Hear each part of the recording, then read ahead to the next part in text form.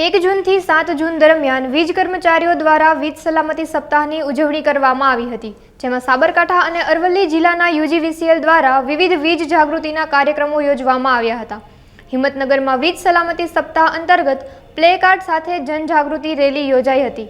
સપ્તાહ સમાપનમાં UGVCL circle કચેરી ખાતે અધિકારીઓએ અને કર્મચારીઓ હેલ્થ ચેકઅપ કેમ્પ યોજાયો હતો, તેમજ 7 દિવસ દરમિયાન અલગ અલગ જનજાગૃતિ કાર્યક્રમોનું આયોજન કરવામાં આવ્યું હતું।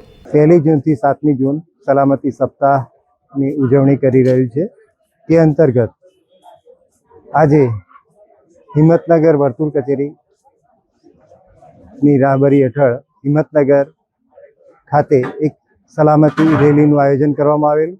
એમાં અત્રેની કચેરીના કર્મચારીઓએ મોટી સંખ્યામાં ભાગ લીધેલો અને આ રેલી મારફતે લોકોની અંદર ઇલેક્ટ્રિકલ સલામતી અંગે જાગૃતિ લાવવાનો અમારો એક પ્રયાસ હતો। હિંમતનગર ખાતે આ રેલી ઉપરાંત વર્તુળ કચેરીની અંતર્ગત આવતા દરેક જગ્યાએ રેલીનું આયોજન કરવામાં આવેલું છે। આ ઉપરાંત લોકોમાં સલામતી અંગે વધુમાં વધુ જાગૃતતા પેદા થાય એવો અમારો આ એક પ્રયાસ કરવામાં આવેલ છે।